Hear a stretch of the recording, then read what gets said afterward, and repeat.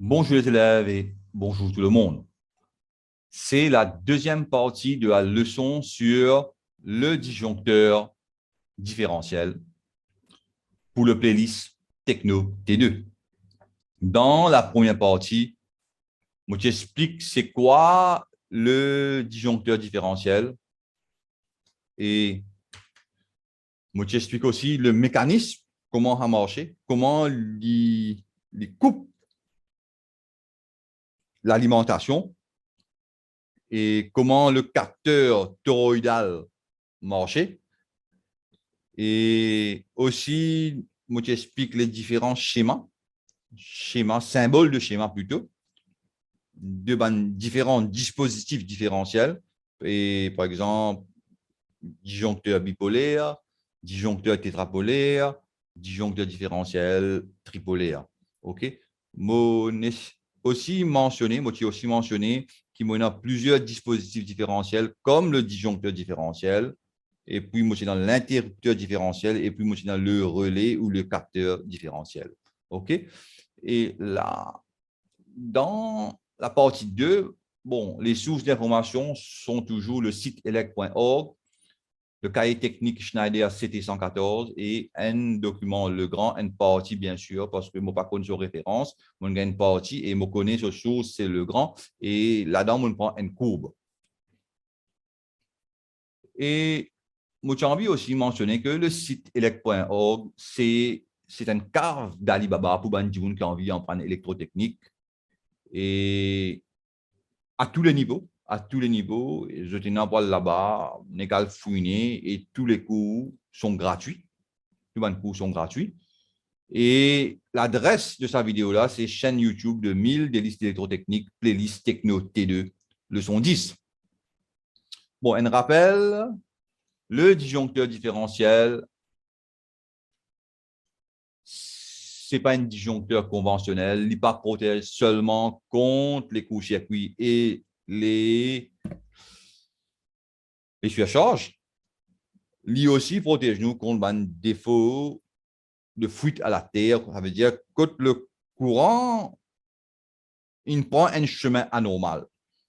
Et ce chemin anormal-là, il est capable de passer par les courants du monde et il est capable de détruire la santé ou bien même tuer du monde. Et dans ce cas-là, le disjoncteur différentiel pour protéger les personnes, il faut finir faire une coupure avant que la personne vienne en danger. OK? En danger. Et bon, avant mon cause, choix des disjoncteurs différentiels, moi, j'ai envie de faire un rappel aussi sur une partie du sujet techno T1, ça veut dire ce que je viens de faire en première année. Et là, mon cause, là, courbe de sécurité et tension limite. Et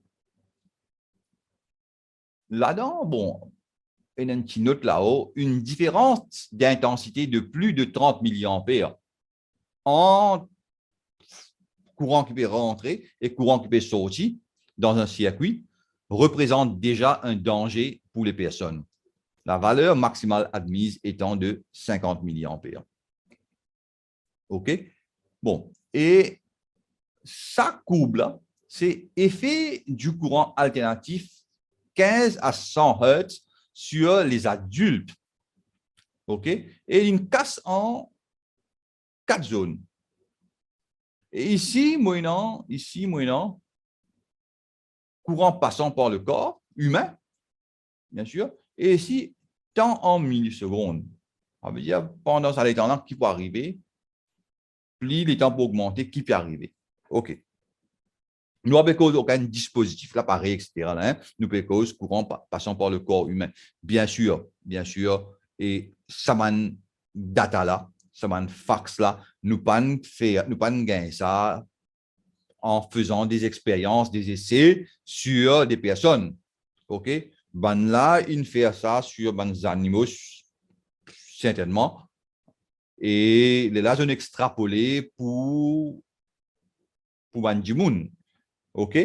Et moi, pas qu'on il fallait illégal maintenant faire une expérience comme ça, un essai comme ça, parce que c'est là, nous avons protection des animaux et une association qui protège les droits des animaux.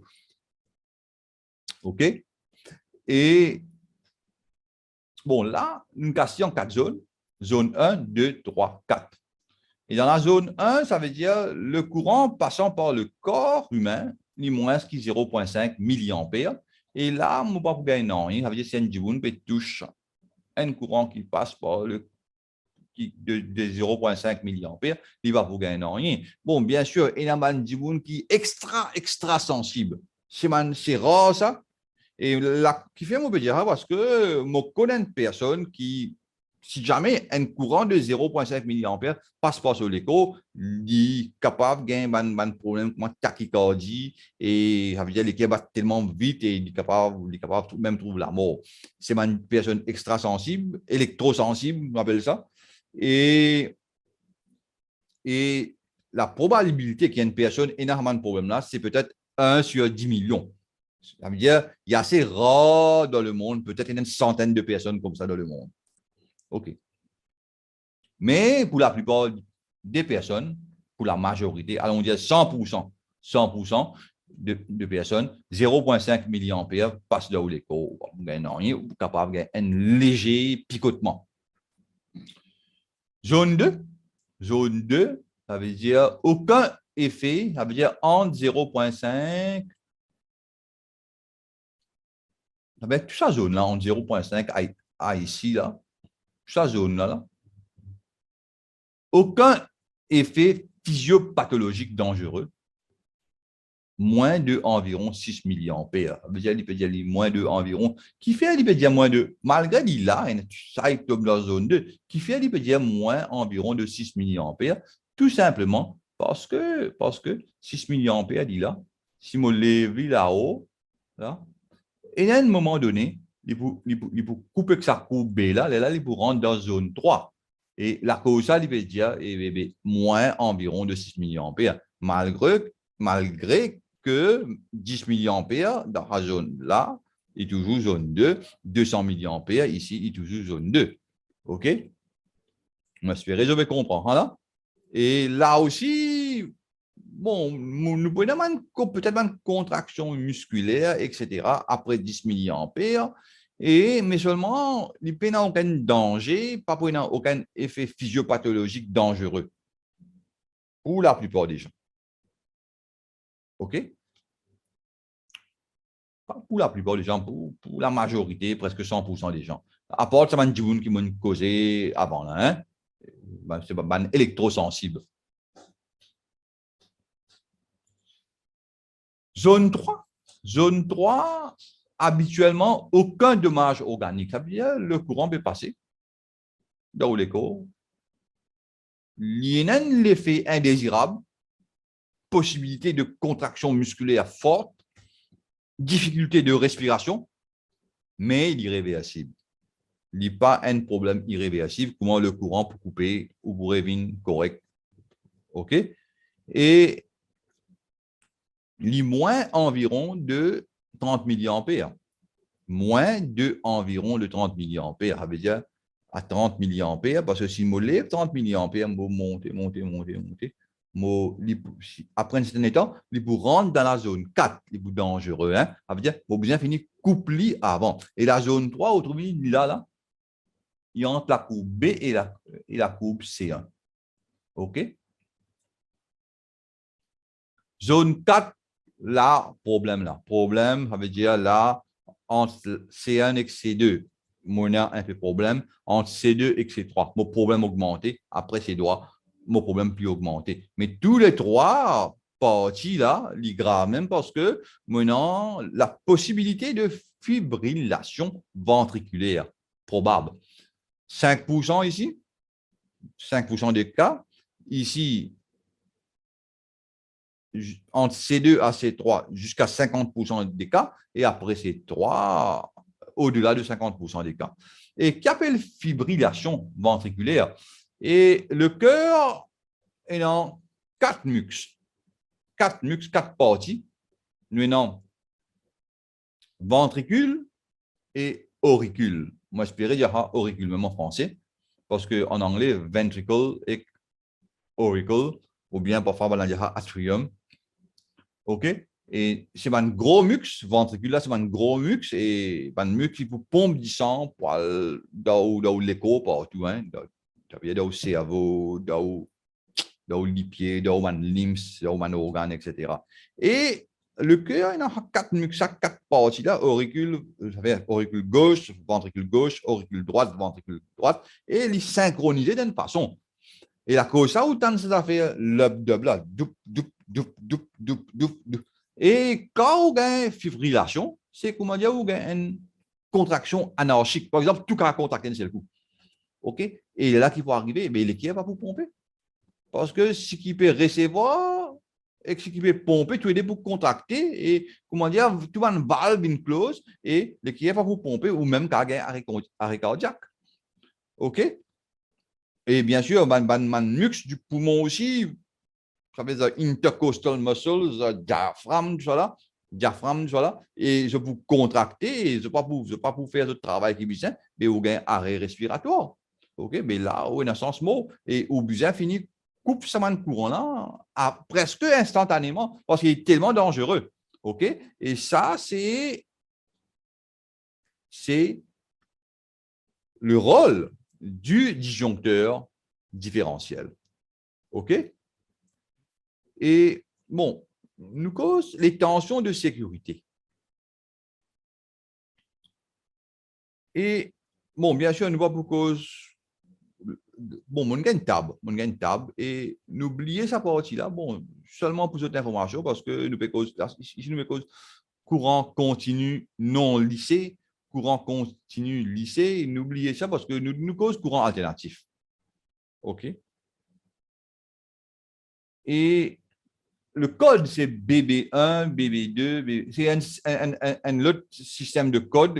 Bon, BB, ça veut dire, BB, ça veut dire influence externe. Par exemple, si on a BA veut dire ban état de compétence des personnes, etc. Et bébé veut dire influence externe. Et dans ce cas-là, et état du corps humain, combien l'humidité, non? Par exemple, peau sèche ou humide par sueur. La tension limite, ça veut dire tension qui pas pour faire moins, pas pour de moins aucun danger. C'est 50 volts. Qui fait? Comment il gagne ça? Comment il gagne ça?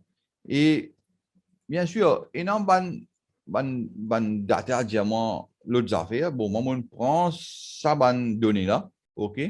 Résistance du corps humain, peau sèche ou humide par sueur, il y a environ 2 kiloohms. C'est pas 2 ohms, ça, 2000 ohms, ça. Et là-dedans, nous dit que habituellement, aucun dommage organique, possibilité de contraction musculaire et difficulté de réversible, moins de environ 30 mA, et la cosine prend 25 mA. Là, on multiplie ça par ça, on gagne 50 volts. OK. Et bien sûr, on gagne des plein de documents techniques. OK.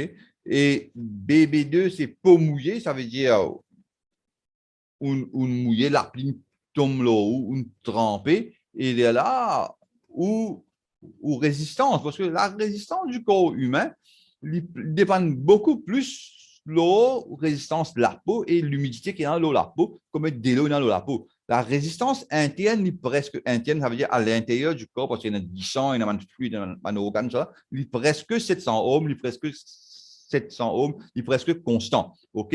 Et dans ce cas-là, 1,00 ohm fois 0,025 mA et c'est 25 volts. Et si vous immergez dans l'eau, la résistance, immergez, ça veut dire dans une piscine, dans une baignoire, dans une piscine, quand on a de la lumière, tout ça, mais il est là où la lumière bien alimentée par 12 volts. Parce que plus que 12 volts, s'il y a un problème, ou pour mourir. OK? Ou pour électrocuter, ou bien ou pour électrifier, ou bien électrisation, tout ça, même mot. Hein? OK? Ça veut dire qu'on a 50 volts, 25 volts, 12 volts. Et une fois, il y a un document d'autre cause. Je ne sais pas cause ça submerge là. Submerge là, d'autre cause 50 volts, 25 volts. Mais il y a un document d'autre cause tous les trois. Et nous préférons prendre tous les trois, nous. 50 volts pour sèche ou humide, pas sueur. 25 volts pour mouillé. Mouillé, ça veut dire la pline tombée ou une friction dans une salle de bain, etc. 25 volts. Ça veut dire, dans une salle de bain, la tension qui vous besoin de mettre, c'est 25 volts, tension limite. Et submerge dans l'eau, dans une salle de bain qui est une baignoire, par exemple, mais là où vous besoin mettre 12 volts. OK? Et c'est comme ça, et comment on gagne 50 volts, 25 volts, 12 volts là, c'est pas seulement de calcul là. OK? Et qui fait 25 milliampères parce que 30 milliampères, il est un peu dangereux. OK? À cause de ça, banane prend 25 milliampères. Il dit là, un peu moins de environ de 30 milliampères. Bon, et puis, moi, j'ai envie cause de contact direct comparé et contact indirect. Contact direct, ça veut dire il est dangereux si on la met into une phase. OK? Et quel que soit le schéma de sa SLT là, quel que soit le schéma de liaison à la Terre, et selon le tableau, son seuil de fonctionnement, selon le tableau de la figure 5, ça veut dire là, il y a un problème là, hein, on peut bien corriger ça, doit être inférieur. N'oubliez ça. Parce qu'il prend une place, ça doit être inférieur ou égal à 30 milliampères. De plus, son fonctionnement doit être instantané. Bien, 30 milliampères, il est bien coupé presque instantanément car la valeur du courant de défaut, fonction des conditions d'exposition, peut dépasser 1 ampère. Bien, si on gagne contact direct, 230 volts, nous guettons par exemple 230 volts. Qui peut dire moi là? Bien, 230 volts. Les corps humains, allons dire pour sèche ou humide par sueur, c'est combien? C'est 2000 ohms, il peut dire là-bas. OK? Les mots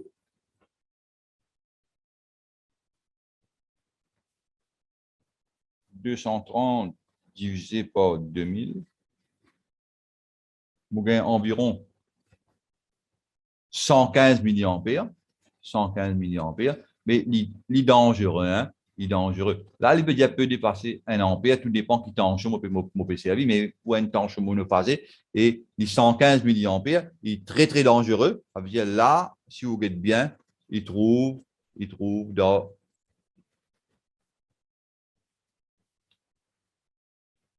sa zone, non? 115 milliampères, il part là, et après 500 millisecondes, 0,5 secondes, vous finissez trouve dans zone 4, où vous finissez une fibrillation ventriculaire. Et après 115 milliampères, après 0,1 seconde, vous finissez dans la zone 3. Ça veut dire, vous finissez une contraction musculaire, difficulté de respiration, mais vous besoin finir coupler avant et les besoins coupler presque instantanément. OK.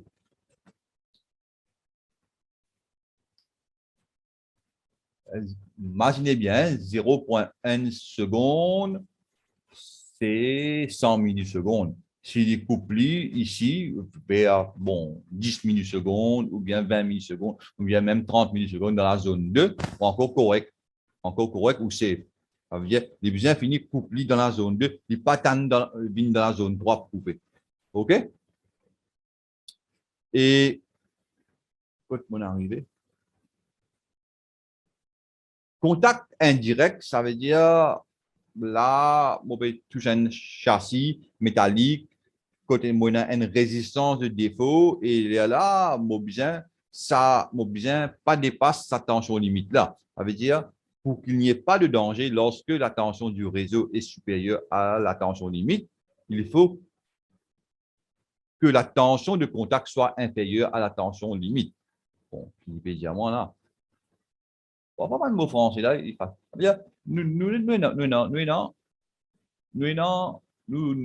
que ce qui nous connaît 230 volts. Alimente bon, bien sûr, neutre, qui alimente un réfrigérateur, un châssis métallique là. Et ça, bon, bien sûr, le conducteur PE qui est connecté à la Terre à travers une résistance de terre, etc. Et si moi, je touche ça là,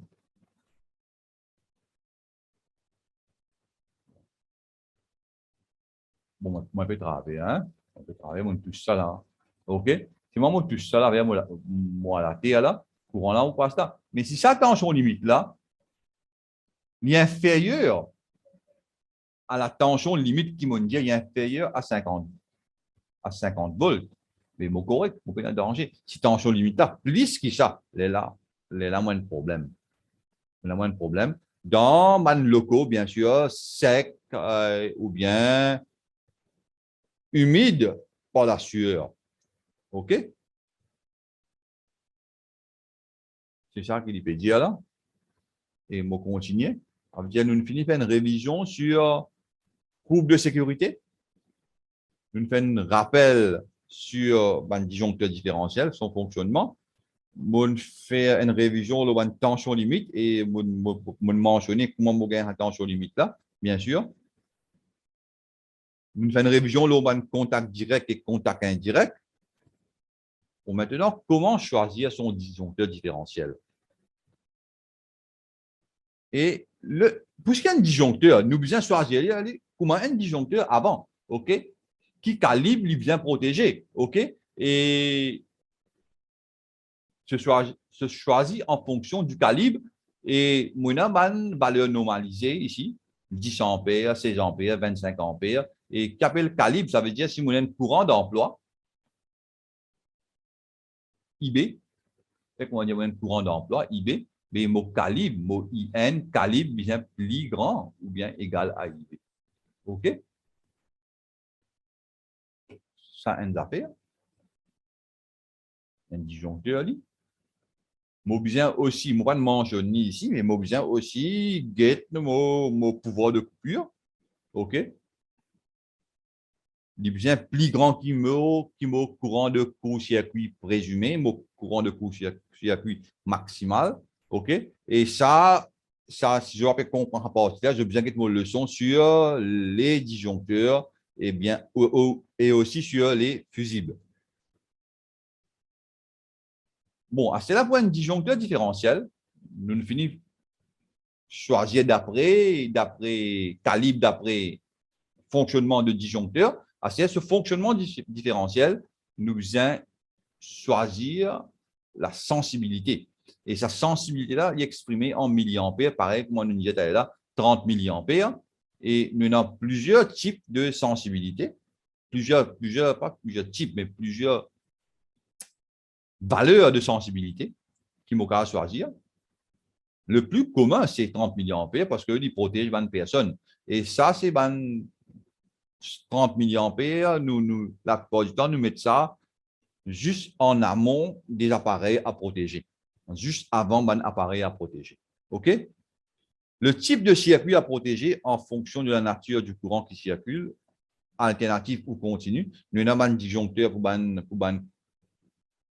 un système, pour un circuit en courant continu et des besoins concernant les appareils à protéger. Ça, tu as nous sincèrement.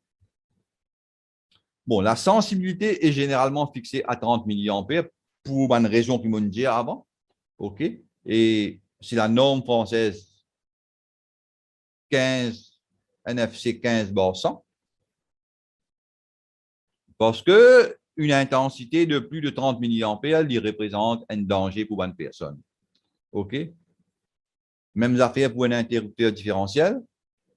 Bon, moi choisir mon disjoncteur différentiel aussi d'après ma tension du réseau et nombre de phases. Ça veut dire, est-ce qu'il y a mon réseau des 130 volts? Est-ce que je peux servir ça dans des 130 volts? Ou bien je peux servir ça à 400 volts, etc.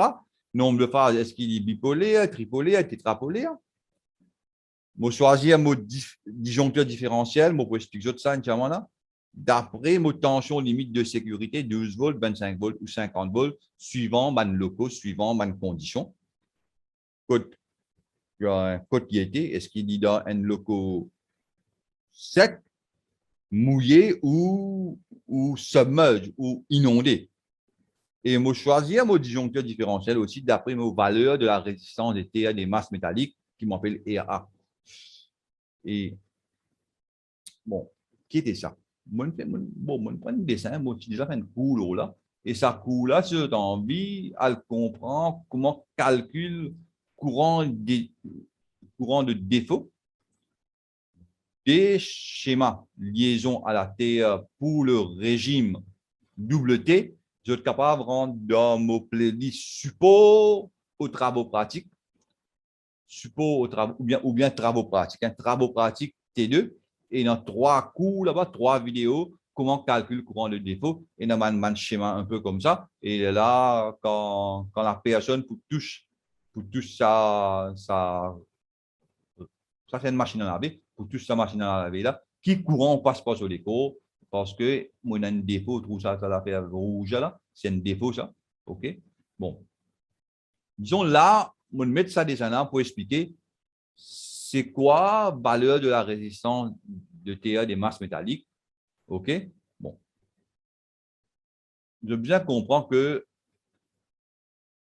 le CEB, ou bien la France, chaque pays dans ce réseau. Dans Maurice, c'est CEB. OK? Donc, la France, c'est le réseau EDF, si on ne pas trompé.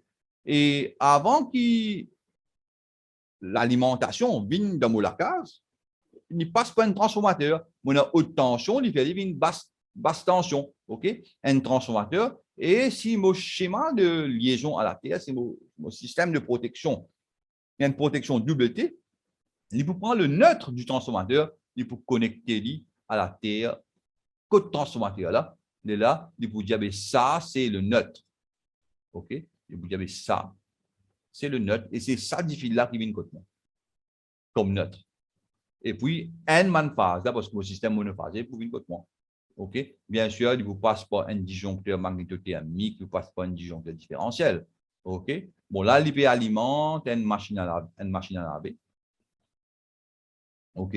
Et machine à laver là, ce châssis, est connecté à travers un conducteur de protection et il est connecté avec un piquet à la terre, ça veut dire une prise de terre. Et chacun, ici, on a une résistance EAN parce que nous besoin de diminuer la résistance, mais tout le temps, on a une résistance. Ici, c'est EAN, ici, c'est EA. Et c'est ça EA là qui nous veut dire que c'est ça EA là qui nous veut dire, voilà, valeur de la résistance de terre des masses métalliques, parce que tout va de masse métallique, machine lavée, four, réfrigérateur, etc., lave-vaisselle, pour connecter à travers le conducteur de protection jusqu'à sa prise de terre là. OK? Et c'est ça là qui nous veut causer. Il est là, dit à nous, on peut calculer la sensibilité. Sensibilité, nous calculons, OK? Et sensibilité, nous appelons I delta N. I delta N, sensibilité du dispositif différentiel à courant résiduel en milliampères. En milliampères. OK? Et bon, là, tension limite de sécurité en volts, et il n'est pas trop bon ce qu'il nous peut dire là, on peut corriger là, parce que si je prends en volt, je divise par ohm, je vais pour gagner milliampères. OK? Je gagne ampère. Et je peux bien multiplier ça par 10 à la puissance de moins 3 pour gagner milliampères. Bon. Moins 3? Non, je ne sais pas, 3. OK. Bon. Formule là, bon, I delta N est égal à tension limite, ça veut dire dans quel locaux moitié, OK, divise par RA. Et faire comment dire là, on peut gagner une sensibilité de. Nous dire par exemple, là, par exemple, nous prenons un exemple.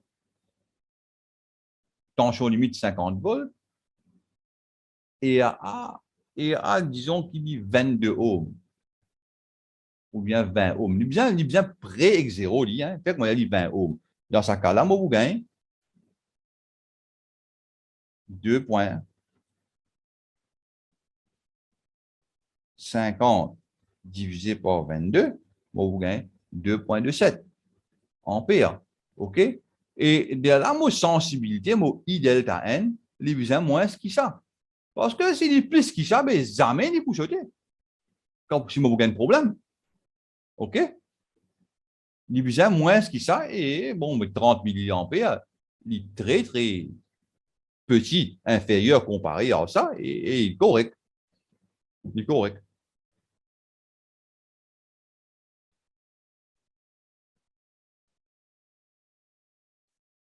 OK? Et bon, là, il y en a ampères, et moi, besoin de faire en milliampères. Comment on fait ampère, 1000 milliampères? Parce que 1 ampère, c'est 1000 milliampères. Ça veut dire là, moi, vous besoin multiplier par 10 à la puissance de 3 pour me gagner en milliampères. OK?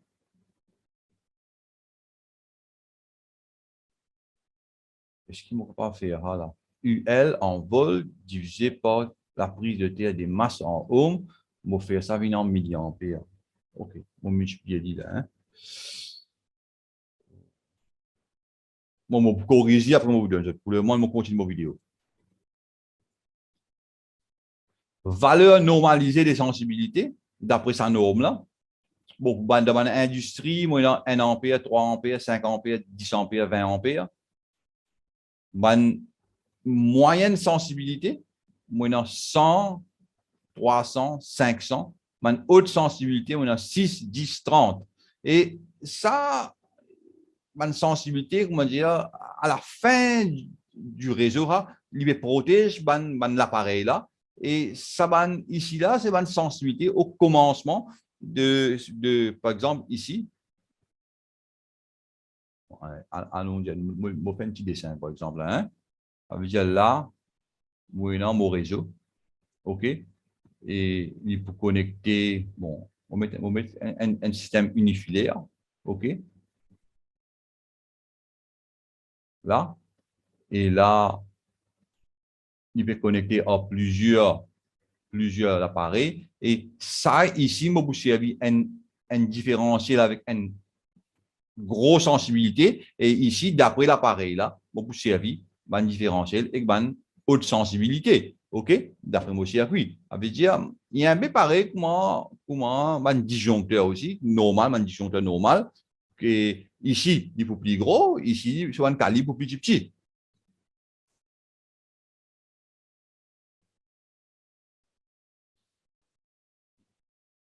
Un dispositif différentiel peut fonctionner pour tout courant de valeur égale ou supérieure à I delta N divisé par 2. Qu'est-ce que ça veut dire ça? Un dispositif différentiel peut fonctionner pour tout courant de valeur égale ou supérieure à I delta N divisé par 2. Bon, regarde ça. Si ma sensibilité, 30 milliampères, nous pensons qu'il nous connaît, hein, 30 milliampères, nous habitués à 30 milliampères. Et déclenchement,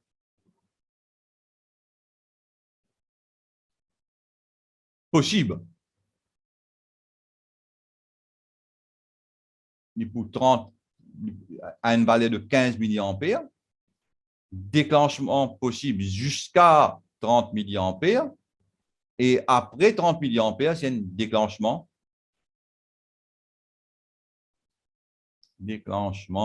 certain, et avant 15 milliampères, pas de déclenchement. Pas de déclenchement. Ce qui veut dire? Il veut dire que comme au courant de défaut,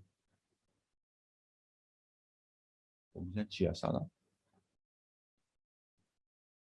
Ça, c'est une faute, ça. Comme au courant de défaut. Le plus grand que I delta N divisé par 2. Il y a une possibilité de déclenchement. Malgré qu'il y ait une sensibilité 30 milliampères, il est capable de déclencher à 15 milliampères. OK? Jusqu'à 30 milliampères. OK? Mais après, s'il est plus grand I delta N, il peut déclencher euh, obligatoire. OK? Et s'il est moins I delta N, s'il est moins, dans ce cas-là, s'il est moins que 15 milliampères, il va vous déclencher. OK? Moi, j'espère que je ne comprends ça. Et là, on continue même. Et je connais ma vidéo là un peu long, mais je besoin de terminer. Et bon, qui fait une vidéo pas plus courte.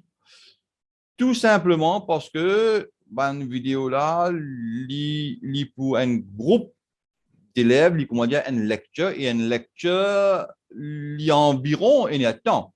Je vais prendre une période de 40 minutes ou bien deux périodes de en tout fait 80 minutes, mais une lecture, il y a environ un temps. Et bon, l'avantage que je gagne dans une vidéo, si je suis fatigué, je peux pause. Je peux pause, après, je devrais retourner. OK? Ce n'est pas une short vidéo. C'est une lecture qui nous besoin de comprendre depuis la base jusqu'à from complexe, from simple to complexe. Correct? Bon, type de disjoncteur différentiel. Nous allons terminer là. Nous avons différents normes. On vous traite deux normes et la norme CEI 1008. Nous avons deux types, type G et type S. Type G, c'est usage général à fonction à la type 1, N. Comme ça. À fonction instantanée. Type S, c'est sélectif à fonction retardée. OK? Et bon, là, il y a une table, type G, peu importe le calibre, peu importe I delta N, OK? Quand on gagne courant de défaut I delta N, dans 0,5 secondes, il pour finir couper. Quand 2 I delta N, 0,2 secondes, 5 I delta N, 0,04 secondes. Et bon, après ça, il prend 0,04 secondes. OK? 500 ampères, 0,04 secondes. Ça veut dire, dans 40 millisecondes, il faut finir couper. OK? Presque instantané. Et si le type S, là, il y a une valeur qui n'est pas pour couper, une valeur de temps qui n'est pas pour couper, et après ça, qu'il est pour couper. Par exemple, jusqu'à quand pour I delta N, le 0, depuis 0 secondes à 0,13 secondes, pas de déclenchement. OK? Mais prendre depuis après 0,13 secondes jusqu'à 0,5 secondes, il y a une possibilité de déclenchement. Et puis, après 0,5 secondes, il vous déclenche. OK? Alors, il y a un retard de déclenchement. Il y a un retard de déclenchement type S. Et ici, je retard 0,06 secondes.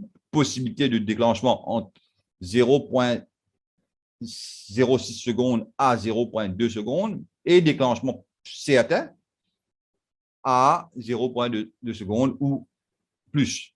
OK? Mêmes affaires pour ici, mêmes affaires pour ici. Et bon, moi, je ne comprends un tableau. Et parfois, nous avons un déclenchement indésirable. Par exemple,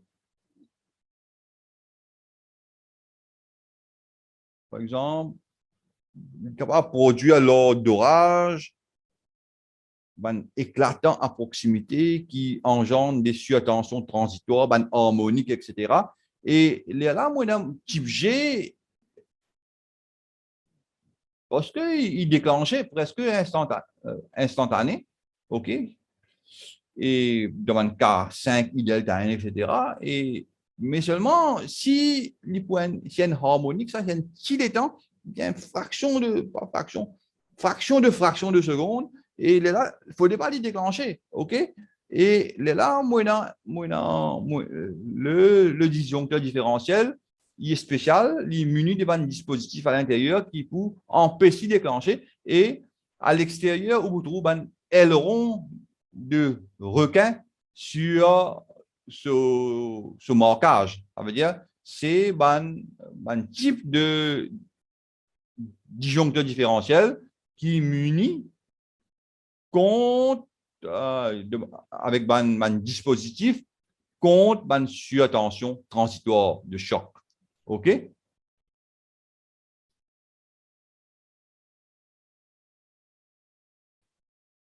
Et moi, j'ai l'autre norme, bien sûr. Et la norme, bon, moi, on a plusieurs normes. La norme française, c'est 61, trait d'union 410. Et c'est une transposition de la réglementation européenne EN 60898. Bon, là-dedans, on a type A, type AC et type F.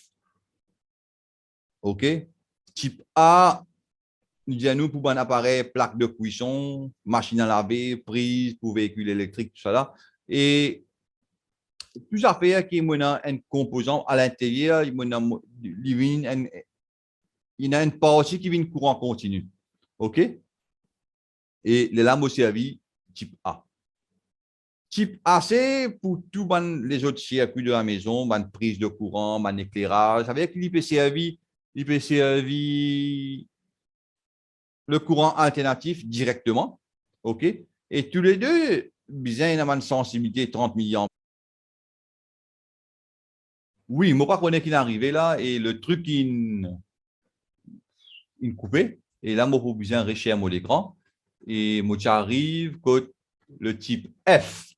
Le type F, ça veut dire c'est un type de disjoncteur qui préfère laisse sur un appareil, ça veut dire sur un consommateur, par exemple, ici, congélateur, alarme ou réseau informatique, pour lui, ça va nous faire le plus important qui me coupe l'alimentation si jamais on a un défaut pendant un certain temps. OK? Et moi, pour plus comprendre ça, si je get ça coupe là, par exemple, là, et si je get, bien sûr, le scale est logarithmique, et si je get ça là, on les ça droite là, à 30 millions, non, 10, 20, 30, bien sûr, 30 milliampères. Et vous trouvez que pour A et AC, bon, je ne pas trop connaître côte A, côte AC là, hein, parce que tous les deux noirs, OK? Pour A et AC, N lo 0.02, N l'autre lo 0.05 secondes pour couper. Et puis, pour le type HPI ou bien type F, il peut couper le 0.15 secondes, il 3 fois plus que 0.05, il 8 fois plus que 0.02. Ça veut dire qu'il prend plus le temps pour couper, il préfère garder l'alimentation, ça veut dire garde ce circuit, ce consommateur, ce l'appareil allumé, qui coupe avant 0.015 secondes. OK? Parce que il connaît, parce que ça, quand le designer, il choisit ce type de disjoncteur-là, il connaît qu'il peut avoir un défaut transitoire qui peut venir et il peut éliminer par lui-même. OK? Suite à un truc comme un harmonique, tout ça là. OK? Et il n'est pas trop au niveau pour comprendre ça. Il n'est pas trop au niveau pour comprendre parce que si on a pour faire un chapitre de disjoncteur différentiel, il prend beaucoup de temps pour comprendre même comprendre toujours physique appliquée, comment je gagne un courbe là, et moi je de cher, et tout ça l'ensemble, physique appliquée et technologie. OK? Bon, là, ce qui m'a vous dire, c'est que mon essai explique disjoncteur différentiel en 2 vidéos au maximum de mon capacité pour le syllabus Techno T2. OK? Et peut-être un peu en plus aussi, peut-être un peu en moins aussi, parce que le syllabus n'est pas trop spécifié exactement quand nous besoin arrêter et quand nous besoin commencer.